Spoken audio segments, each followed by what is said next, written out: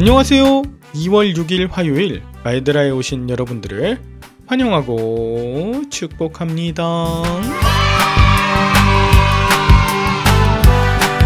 요즘 누군가를 만나는 일은 하나님의 특별한 계획이자 선물임을 깨닫게 됩니다.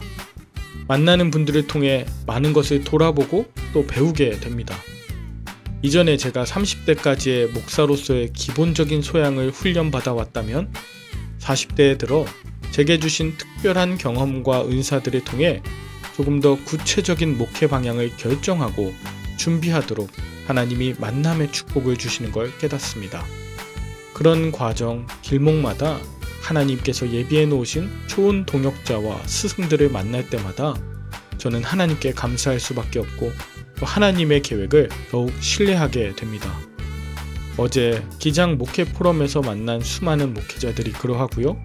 또 오늘도 만날 소중한 동역자들을 통해 더 많이 배우고 저를 돌아보며 새롭게 나아갈 방향들을 구체화시키려 합니다. 계속 기도 부탁드리고요. 여러분들도 오늘 만나는 모든 분들이 여러분들의 스승이자 참 동역자로 여기신다면 하나님이 참 기뻐하실 줄 믿습니다.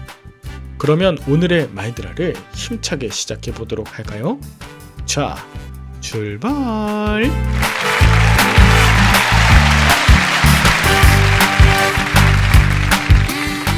오늘은 요한일서 4장을 묵상합니다. 오늘 본문에 가장 많이 나오는 단어가 사랑입니다. 마치 고린도전서 13장과 마찬가지로 요한일서 4장도 사랑장이라 할 수 있습니다. 하나님은 사랑이십니다. 그 사랑의 본질은 바로 자기 비움과 자기 내어줌으로 살리는 생명이라는 것인데요. 하나님은 우리를 살리시기 위해 끊임없이 자기를 비우고 자기를 내어주셨습니다. 하나님을 믿고 따르는 교회 역시 하나님을 닮아서 무한 사랑 공동체, 무한 돌봄 공동체가 되어야 함을 기억하시면서 본문 1절부터 살펴보면 사랑하는 자들아 영을 다 믿지 말고 오직 영들이 하나님께 속하였나 분별하라고 하면서 많은 거짓 선지자가 세상에 나왔음을 강조합니다. 요한일서에서 계속해서 말하는 적그리스도는 예수와 그리스도를 분리하고 결국 예수가 그리스도임을 부인하게 합니다.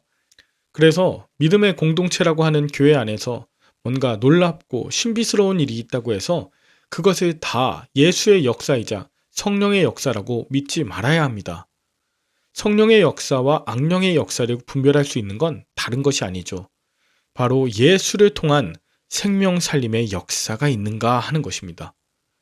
하나님의 말씀에 순종하고 하나님의 뜻을 알고자 하며 온전히 분별하고자 하는 마음이 있는 자는 자신이 원하는 것을 위해 다른 이들을 함부로 짓밟거나 죽이는 역사에 동참하지 않습니다.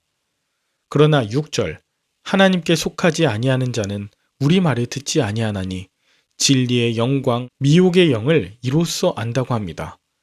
즉 오랜 세월 하나님의 말씀을 듣지 못하면 하나님이 어떤 분이시고 어떤 것을 기뻐하시는가에 대한 분별력을 상실하게 되고 결국 자기가 원하는 하나님의 상을 만들어낸다는 것입니다.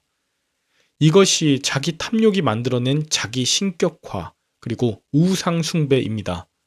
그렇게 오랜 시간 또 자기가 만든 우상을 붙잡다가 어느 순간 하나님의 말씀이 드러나고 자신에게 들렸을 때 진짜 하나님을 거부하거나 혼란스러움 중에 신앙의 길을 저버리게 되는데요. 그런 의미에서 우리가 제대로 된 옳고 그름과 사랑의 분별력을 갖추기 위해 하나님의 말씀인 이 성경을 제대로 공부하고 제대로 알아야 합니다. 더 나아가 예수님이 어떤 분이신지 정확하게 알고 따라 행하는 것이 이렇게 중요하다는 것이죠. 그래서 7절과 8절 사랑하는 자들아 우리가 서로 사랑하자. 사랑은 하나님께 속한 것이니 사랑하는 자마다 하나님으로부터 나서 하나님을 알고 사랑하지 아니하는 자는 하나님을 알지 못하나니 이는 하나님은 사랑이심이라 라고 말합니다. 하나님을 사랑하는 것은 결국 서로 사랑으로 연결되는 것이죠. 이것이 구약의 가장 큰 계명이자 선지자의 강령입니다. 여러분 마태복음 22장과 또 누가복음 10장 등에는 예수님께서 하나님 사랑과 이웃 사랑을 여리고로 내려가다가 강도 만난 자의 비유로 말씀하십니다. 제사장과 레위인은 강도 만난 자를 보고 피하여 지나갔지만 당시 개 취급받던 사마리아인은 강도 만나 죽어가는 자를 불쌍히 여기며 돌보는 일을 합니다.